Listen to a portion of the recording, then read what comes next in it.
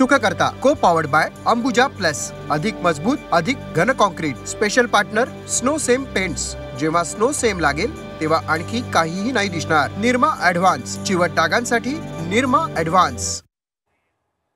बाप्पाच्या आगमनाला काहीच दिवस उरले, त्यामुळे पुण्यामध्ये सार्वजनिक गणेश मंडळ आता देखावे उभारण्याच्या कामाला लागलेत. पुण्यामध्ये अगदी रात्रंदिवस हे पौराणिक देखावे उभारण्याचं काम सुरू आहे. टिळकवाडा परिसरातलं भोलेनाथ मंडळ यावेळी केदारनाथ मंदिराचा देखावा साकारतंय. तर पुण्यामध्ये सध्या देखावे उभारणीच्या कामाची लगबग पाहायला मिळते. अगदी रात्रंदिवस पौराणिक देखावे उभारण्याचं काम सुरू आहे. टिळकवाडा परिसरातल्या भोलेनाथ मंडळ यावेळी केदारनाथ मंदिराचा देखावा साकारतंय आणि याचाच आढावा घेतलाय आमचे प्रतिनिधी चंद्रकांत फुंदे यांनी. गणरायाचं आगमन अवघ्या 8 दिवसावर येऊन ठेपल्यामुळं पुणे नगरीसह सगळं राज्यभरात सगळी तयारी सुरूच आहे. पण विशेष करून पुण्यामध्ये आपल्याला माहिती आहे सगळे सार्वजनिक गणपती मंडळ हे विशेष करून देखावे सादर करतात. म्हणजे कोणी आपापल्या परीनं पौराणिक, कोणी वैज्ञानिक, कोणी साक्षरतात्मक, कोणी प्रबोधनात्मक सगळे. पण थोडक्यात पुण्याचा गणेशोत्सव ओळखला जातो मुळात ह्या देखाव्यांसाठी. म्हणून त्याची तयारी आपण बघतोय. सगळे मंडळ चौकातली मंडळ, कोणी असं मंदिरं उभारतंय, कोणी तिकडे दगडूशेठचं ह्यावेळेचं खास आकर्षण पद्मनाभन मंदिर आहे केरळचं. तर इकडं टिळकवाडा भागातलं हे जे भोलेनाथ मित्रमंडळ आहे हे यावेळेस केदारनाथचं मंदिर उभारतं. गेल्या वेळेस अमरनाथचं, त्याआधी योगी. मी थोडक्यात प्रत्येक मंडळाने आपापली परंपरा देखावायची कायम ठेवलेली. यंदा ही सगळी मंडळी आपापल्या परीनं हे सगळ्या गणपतीच्या आगमनासाठी सज्ज आहेत. काय यंदा तुमची तयारी? तुमचं मंडळाचं नाव सांगा. आमच्या मंडळाचं भोलेनाथ मित्र मंडळ नाव आहे. मंडळाचं यंदा 58वं वर्ष आहे. मंडळाचं एक भव्य दिव्य देखावा सादर करण्याचं एक हे आहे, आपली परंपरा आहे. तरी ते मंडळाने यावर्षी केदारनाथ हा भव्य स्वरूपात देखावा सादर करण्याचं ठरवलेलं आहे. मंडळाचे कार्याध्यक्ष दीपक भाऊ मानकर यांच्या मार्गदर्शनाखाली दरवर्षी आपण भव्य दिव्य असे देखावे सादर करत असतो. लोकमान्यांना अभिप्रेत असणारा गणेशोत्सव आपण या मंडळाच्या माध्यमातून सादर करत असतो दरवर्षी. तरी मंडळाचे अध्यक्ष करणदादा मानकर आणि मंडळाचे मार्गदर्शक हर्षवर्धन मानकर, उपाध्यक्ष प्रणवदादा. तर देखाव्यात असं आहे की हे देखावे जे करतो आपण, मागच्या वर्षी आपण अमरनाथ देखावा सादर केला होता. तिथेही जायला बरेच जणांना जमत नाही आणि केदारनाथला तर आपण बघतायत काय जीवितहानी वगैरे अशी होती. तिथं सामान्य नागरिक जाऊ शकत नाही. पूर्ण केदारनाथ मंदिराचा फील येतो सगळं इथं, गोवा वगैरे सगळं. तर केदारनाथ मंदिर आपण ज्यांना जायला जमत नाही अशांसाठी आपण हे देखावे मोठे सादर करतो. किती दिवस लागले सगळे बनवलं? हे जवळजवळ 2 महिने काम चालू आहे. आपल्या इथं कुणाल म्हणून आहेत, ते मुंबईचे आर्टिस्ट, ते करतायत हा देखावा सादर. तर या महिन्याला 2 महिने जवळजवळ त्यांची तयारी चालू होती. आपण फक्त हा सेटअप इथं आणून जोडून तो बसवत आहोत. म्हणजे बघा सुरुवात आहे. म्हणजे 8 दिवस आता ज्यावेळेस गणपती येतील हे सगळा देखावा तयार असेल केदारनाथ मंदिराचं. म्हणजे थोडक्यात हेच एक मंडळ नाही, तर सगळे पुण्यातली जवळपास 2-2.5 मंडळ आपापल्या परीने आरास सादर करत असतात गणेश भक्तांसाठी, देखावे सादर करतात. आणि तीच बघण्यासाठी राज्यभरातनं गणेश भक्त येतात.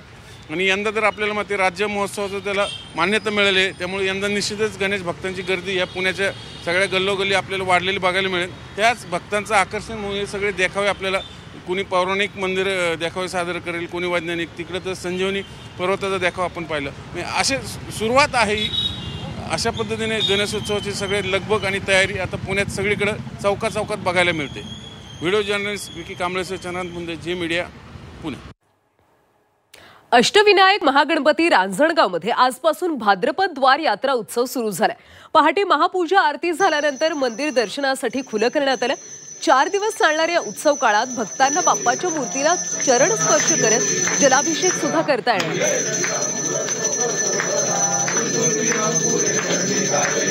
याचा आढावा घेतला आमचे प्रतिनिधी हेमंत चापुडिया.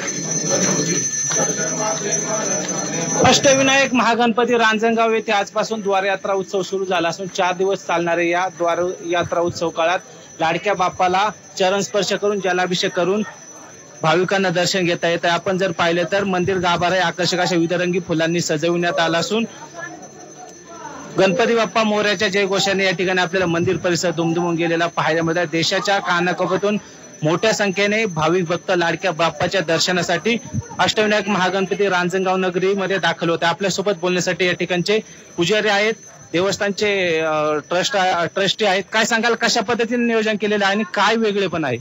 आज सकाळी पहाटे 3 वाजल्यापासून गणपतीचा हात लावून स्पर्श करून दर्शन घेण्याची सुरुवात झालेली आहे. वर्षातून 4च दिवस आपल्या इथे हात लावून दर्शन घेण्याची संधी असते, त्यामुळं लाखोच्या संख्येने भाविक इथे जमलेले आहेत व हात लावून दर्शन घेण्याचे सर्वांचा लाभ भेटत आहे. या ठिकाणी आलेल्या सर्व भाविकांना या ठिकाणी 4 ठिकाणी पार्किंगची व्यवस्था केली आहे. सुलभ अशी दर्शन रांग आहे, पिण्याचं पाणी आहे. त्यानंतर दर्शन झाल्यानंतर सर्व भाविकांना या ठिकाणी महाप्रसाद या ठिकाणी देण्यात येत आहे. या प्रकारच्या सुविधा भाविकांना देत आहे आपण. नक्कीच लाडक्या बाप्पाच्या दर्शनासाठी मोठ्या संख्येने भाविक भक्तांची गर्दी पाहायला मिळत असून 4 दिवस चालणाऱ्या या द्वारयात्रा उत्सव काळात लाडक्या बाप्पाची पालखी त्यांच्या बहिणींच्या गावी जात असते. Hemant Chapude, Zee media, Ranjangaon, Pune.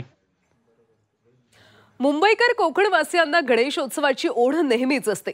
गणेशाच्या स्वागताला आतुर झालेले मुंबईकर कोकणवासी आता कोकणात दाखल होत आहेत. अगदी मिळेल त्या वाहनानं गणेश भक्त कोकणात दाखल होत आहेत.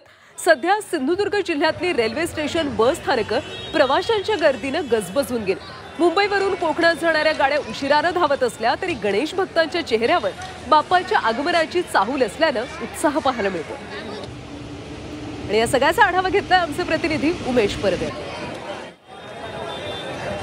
मुंबई स्थित कोकणवासीय आणि गणेशोत्सव यांचं एक आगळं वेगळं नातं आहे आणि गणेशोत्सव जो आहे तो आता अवघ्या काही दिवसांवर येऊन ठेपला आणि त्यामुळे या ठिकाणी जे मुंबई स्थित जे कोकणवासी आहेत ते आता हळूहळू आपल्या घराकडे यायला लागलेले आहेत. मिळेल त्या वाहनानं जे आहे ते मुंबईकर आता कोकणामध्ये दाखल होताना पाहायला मिळत आहेत. गणेशोत्सव अगदी 2 ते 3 दिवसांनी येऊन ठेपलं आहे आणि त्यामुळेच या ठिकाणी ही लगबग जी आहे ती पाहायला मिळते. आता आपण कणकवली रेल्वे स्थानकावरती आहोत. आपण जर या ठिकाणी पाहिलं असेल तर हे सर्व जे गणेश भक्त आहेत ते अगदी आपल्या कुटुंबासहित या ठिकाणी आता कोकणामध्ये दाखल झालेले आहेत आणि एकूणच या ठिकाणी हा संपूर्ण आपण परिसर पाहतोय, गजबजलेला पाहायला मिळतोय. दादरहून आलोय, आता इथेच कणकवलीलाच जाणार आहे. 2 तास गाडी लेट झाली. उमेश परब, झी मीडिया, सिंधुदुर्ग. आता बातमी मावळमधून आहे. गणेशोत्सव अवघ्या 2 दिवसांवर येऊन ठेपलाय. बाजारपेठेत बाप्पाच्या मूर्तींची लगबग पाहायला मिळते. मावळमध्ये यंदा लाल मातीच्या गणेश मूर्तींना मोठी मागणी आहे. यंदा घरोघरी पर्यावरणपूरक लाल रंगातल्या बाप्पा विराजमान होणार आहेत. लाल माती आणि नैसर्गिक घटकांपासून 100% पर्यावरणपूरक गणपती देहू रोडच्या विकासनगरमध्ये उपलब्ध आहे. या मूर्तीचं वैशिष्ट्य म्हणजे विसर्जनाच्या वेळी मूर्ती फक्त 1 तासात पाण्यात विरघळते आणि उरलेली माती थेट झाडांना खत म्हणून घालता येतं. आणि याचा आढावा घेतला आमच्या प्रतिनिधी चैत्राली राजापूरकर यांनी. गणेशोत्सव अवघ्या काही दिवसांवरती येऊन ठेपलेला आहे आणि सध्या सगळ्याच कुंभारवाड्यांमध्ये लगबग सुरू आहे ती गणपती बनवण्याची, गणपतीवरती शेवटचा हात फिरवण्याची. मात्र मावळ तालुक्यातील देहू रोड विकासनगर या भागामध्ये आपल्याला आगळे वेगळे गणपती बघायला मिळत आहेत. ते म्हणजे लाल मातीचे गणपती. हे लाल मातीचे गणपती खरं तर साऊथ भागामध्ये जे आहेत ते प्रसिद्ध आहेत आणि हे सर्वच गणपती जे आहेत ते इको फ्रेंडली गणपती म्हणून प्रसिद्ध आहेत. सध्या देहू रोड मधील विकासनगर या भागामध्ये चक्रवर्ती जे आहेत ते स्वतःच्या घरामध्येच हे गणपती बनवताना आपल्याला पाहायला मिळत आहेत. खरं तर हे लाल मातीचे गणपती आहेत. शेतामधून ही माती आणून त्यामध्ये गणपतीला वाहण्यात येणाऱ्या 11 पानांचा या मातीमध्ये देखील समावेश करण्यात आलेला आहे. ये गणपति बनाने में मुश्किल है. 1 घंटा में 1 दिन में गाय का गोबर, अष्टगान, क्योंकि पीओपी का है ना 1 दिन में 50, 60, 70 भी बना सकते हैं. क्योंकि पीओपी का अलग है, ये अपना अलग है. ये 0 पोल्यूशन पीओपी का, क्योंकि है ना वो सब पूरा पोल्यूटेड है. वो आजकल सब पूरा केमिकल यूज कर रहे हैं लोग और पानी का सब पूरा पोल्यूशन हो रहा है. क्योंकि अपना इसमें सब पूरा नेचुरल कलर यूज किया, उसके अंदर अष्टगंध यूज किया और हल्दी यूज किया, कुमकुम यूज किया, ये खाली यही यूज किया अपन इसके अंदर. Chaitrali Rajapurkar, Zee media, Maval. त्यामुळे तुम्ही सुद्धा पर्यावरणपूरक बाप्पास घरी आणा हे आवाहन. आता जाऊयात थेट ठाण्याला. ठाण्याच्या राजाचं वाजत गाजत आगमन झालंय. ठाण्यातल्या 5 पागडी परिसरामध्ये नरवीर तानाजी मित्रमंडळाच्या बाप्पाचं जल्लोषात आगमन झालंय. फुलांची आरास केलेल्या रथावर ठाण्याच्या राजाचं आगमन झालंय. या आगमन सोहळ्याला भाविकांची मोठी गर्दी पाहायला मिळाली.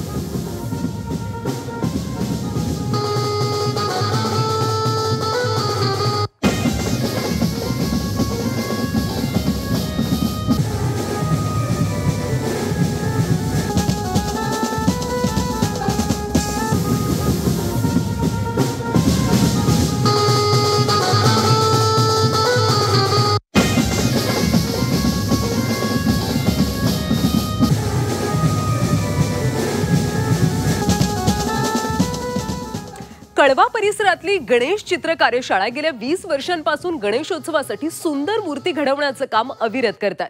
2 फुटांपासून 6 फुटांपर्यंतच्या आकर्षक गणेश मूर्ती या कार्यशाळेत घडवल्या जातात. मूर्तिकार हेमंत गोरे यांचं संपूर्ण कुटुंब बाप्पाच्या तयारीत गुंतलंय. वडील मूर्ती घडवण्याचं काम करतात तर आई आणि मुलगा रंगरंगोटीची जबाबदारी सांभाळतात. घरात नव्यानं आलेली सून सुद्धा सजावटीच्या कामामध्ये स्वतःला झोकून देते. सध्या मूर्त्यांची अंतिम टप्प्यातली कामं सुरू असून फक्त काही रंगरंगोटी आणि सजावटीचा भाग शिल्लक आहेत. आगामी गणेशोत्सवासाठी या मूर्ती भक्तांना आकर्षित करतील अशी खात्री कार्यशाळेतले कलाकार व्यक्त करतात.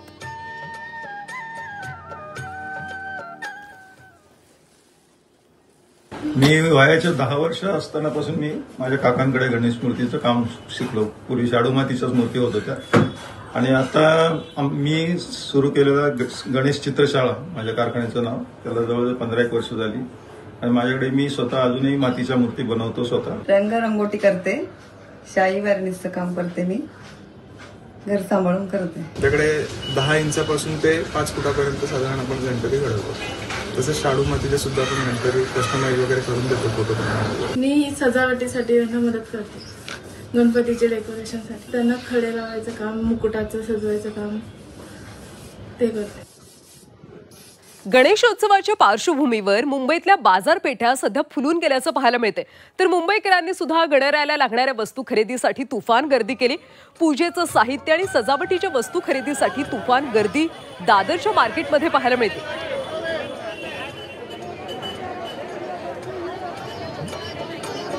दादर मार्केट सध्या गर्दीनं फुलल्याचं पाहायला मिळते. गणपतीचा उत्सव अगदी 2 दिवसांवर आलाय, त्यामुळे सजावटीचं साहित्य आणि पूजेचं साहित्य घेण्यासाठी नागरिकांनी मोठी गर्दी केली.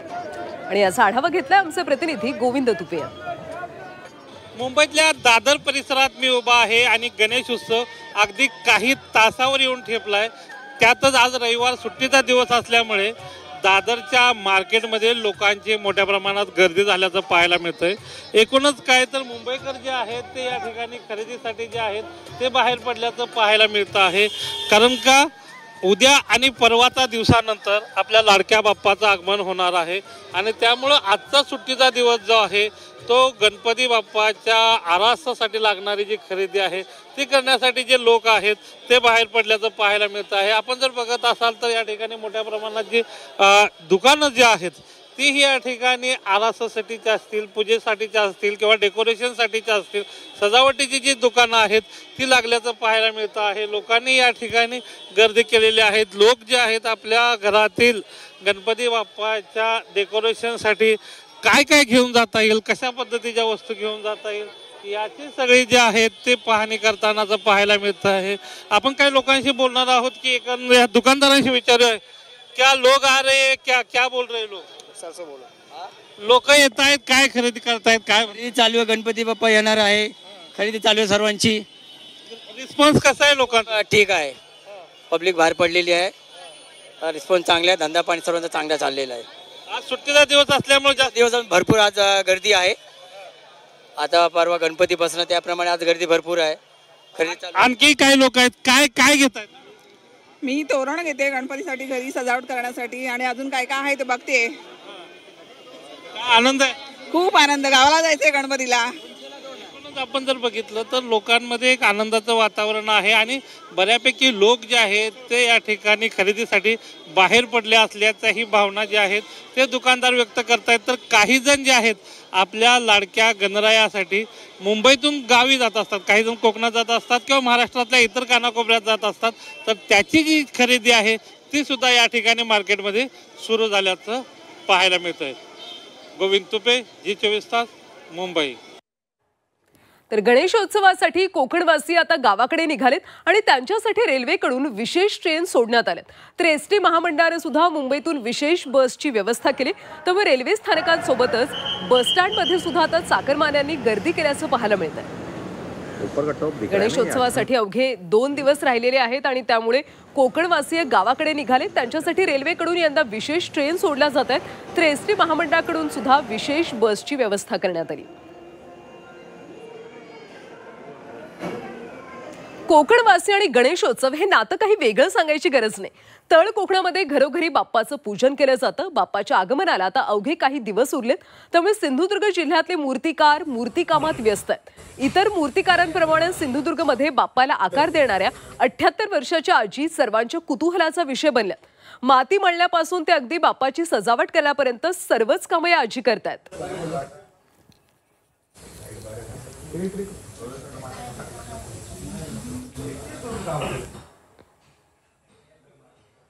गणेशोत्सवात गणेश मंडळांना देखावे आणि अन्य विद्युत रोषणाईसाठी तात्पुरती आता वीज जोडणी मिळणार आहे. गणेश मंडळांनी वीज अधिकृत वितरकांकडून घ्यावी आणि ती त्यांना सुलभ मिळावी, यासाठी मंडळांना तात्पुरती वीज जोडणी आणि मीटर दिले जाणार आहे. गणेश मंडळांसाठी ही अतिशय महत्त्वाची बातमी आहे, कारण देखावे आणि अन्य विद्युत रोषणाईसाठी आता त्यांना तात्पुरती वीज जोडणी दिली जाणार आहे. गणेश मंडळांनी वीज अधिकृत वितरकांकडून घ्यावी आणि ती त्यांना सुलभ मिळावी, यासाठी आता मंडळांना तात्पुरती वीज जोडणी आणि मीटर दिले जाणार आहेत.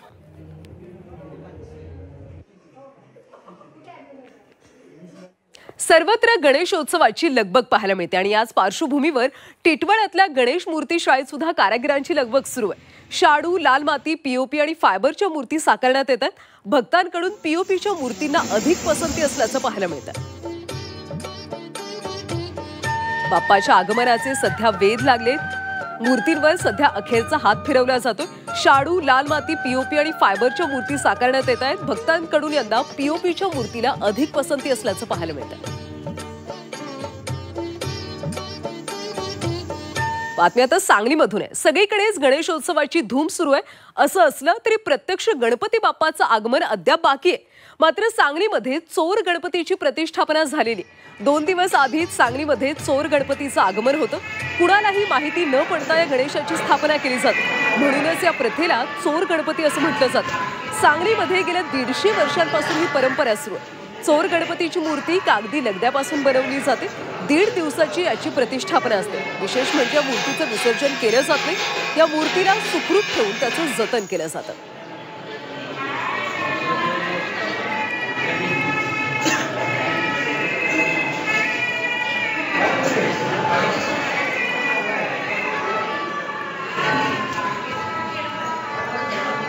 भजनी साहित्य बनवण्याच्या कामाला सध्या वेग आल्याचं पाहायला मिळते. गणेशोत्सवात पखवाजला मोठी मागणी असते. पखवाज व्यावसायिकांशी यावेळी झी24 तासनं संवाद साधलाय. गणेशोत्सव आता अवघ्या काही दिवसांवर येऊन ठेपलाय. सिंधुदुर्गमध्ये गणेशोत्सव मोठ्या उत्साहात साजरा केला जातो. जिल्ह्यामध्ये घरोघरी बाप्पाचं मोठ्या भक्तिभावानं पूजन केलं जातं. तसंच दररोज आरती आणि भजनं सुद्धा केली जातात. अनेक सांस्कृतिक आणि परंपरेनं चालत आलेले कार्यक्रम सादर केले जातात. आरती आणि भजनासाठी लागणारे महत्त्वाचं साधन म्हणजे पखवाज, ढोलकी आणि तबला. गणेशोत्सवात याची देखील मागणी वाढते, त्यामुळे हे साहित्य बनवण्याच्या कामाला आता वेग आलाय. आणि याचा आढावा घेतलाय आमचे प्रतिनिधी उमेश परब यांनी. हिंदू परंपरेनुसार सर्वात मोठा सण म्हणजे गणेशोत्सव आणि हा सण आता अवघ्या काही दिवसांवर येऊन ठेपलाय. सिंधुदुर्ग जिल्ह्यामध्ये या ठिकाणी जे तळ कोकण आहे त्या ठिकाणी बाप्पाचं प्रत्येक घरोघरी पूजन होतं आणि हे पूजन करत असताना बाप्पाची आरती होते, बाप्पाचं भजन होतं आणि हे बाप्पाची आरती आणि बाप्पाचं भजन करत असताना सर्वात महत्वाचं साधन म्हणजे पखवाज आणि ते पखवाज बनवण्याचं काम आता सिंधुदुर्ग जिल्ह्यामध्ये अगदी मोठ्या प्रमाणात सुरू आहे. या ठिकाणी ही पारंपरिक वाद्य आहेत. पखवाज असेल, त्याचबरोबर दगा असेल, तबला असेल, ढोलकी असेल, हे जे साहित्य आहे ते अगदी त्या साहित्याची गणपती बाप्पाची आरती करत असताना, भजन करत असताना या ठिकाणी मोठ्या प्रमाणामध्ये मागणी असते आणि त्यामुळे या ठिकाणी आता सिंधुदुर्ग जिल्ह्यामध्ये जे कारागीर आहेत, वाद्य जे बनवणारे कारागीर आहेत ते आता मागील 3 ते 4 महिने या ठिकाणी हे वाद्य बनवताना आपल्याला पाहायला मिळतात. अगदी मोठ्या प्रमाणामध्ये ही याची वाद्यांची मागणी असते. प्रत्येक घरोघरी पूजन होत असल्यामुळे या ठिकाणी अनेक पखवाज वादक देखील आपण पाहिले जे या ठिकाणी पखवाज वादनाची मागणी करत असतात आणि आता आपल्यासोबत या ठिकाणी जे कारागीर आहेत आपण त्यांच्याशी बातचीत करूया. दादा, काय सांगाल, आपण हा पखवाज बनवताय, कशा प्रकारे आपली प्रतिसाद असतो वादकांचा? प्रतिसाद चांगलाच असतो वादकांचा. आमचे आजोबा, त्याच्यानंतर माझे आई वडील आणि आता आम्ही 3 भाऊ ह्या आता व्यवसायात काम करतो आणि लोकांना ते आवडतं. म्हणजे आपण ज्या आपल्या वडिलांची, आजोबानंतर वडील आणि आता तुम्ही, म्हणजे तुम्ही हा पारंपरिक जो आपली कला आहे त्याच्या माध्यमातून आपण आता व्यवसाय निर्मिती केलेली आहे. तर काही अडचणी येत असतील, म्हणजे महागाईचा फटका किंवा काही आपल्याला अडचणी जाणवतात का हा व्यवसाय करत असताना? होय, नक्कीच. महागाई तर वाढतेच आहे. मटेरियलचे दर दरवर्षी वाढत असतात. किंवा मजुरींचे दरवर्षी वाढत असतात, असा महागाईचा फटका तर येतोच आणि मटेरियलमध्ये डिफेक्ट सुद्धा असतात कधी कधी जास्त वेळा, त्याचाही फटका बसतो. आता आपण हे सर्व सामान जे घेता ते कुठलं असतं, म्हणजे इथे आपल्या महाराष्ट्रामध्ये सडवत मिळतं की आपल्याला काही बाहेरून पण आणावं लागतं? लेदर वगैरे असतं हे सोलापूर, पुणे यासारख्या ठिकाणी मिळतं. काही खोडं वगैरे असेल तर आमचे रेग्युलर डीलर आहेत मुंबईमध्ये, त्यांच्याकडून मिळतं. आणि शाई वगैरे ही आपल्या महाराष्ट्रामध्ये तयार होत नाही, मग ती भावनगर यासारख्या ठिकाणी मिळते. पण त्याच्यामध्ये सुद्धा डिफेक्ट असतात, कधी कधी मग सगळं मॅनेज करून काम करावं लागतं. नक्कीच या ठिकाणी हा व्यवसाय करत असताना यांना देखील अनेक अडचणी येत आहेत. मात्र बाप्पाची सेवा करण्यामध्ये हे कलाकार जे आहेत ते कुठेही मागे पाहत नाहीत. अगदी किती नुकसान जरी झालं असेल तरी देखील हे जे वाद्य आहे ते वाद्य चांगल्या प्रकारे बनवून जे पकवाज वादक आहेत त्यांना देखील समाधान मिळावं यासाठीच या कारागिरांचा प्रयत्न सुरू असलेला पाहायला मिळतोय. कॅमेरामन संदेश मडवळसह उमेश परब, झी मीडिया, सिंधुदुर्ग. तर सुखकर्ताच्या आजच्या भागात वेळ झाली इथेच थांबण्याची. नमस्कार.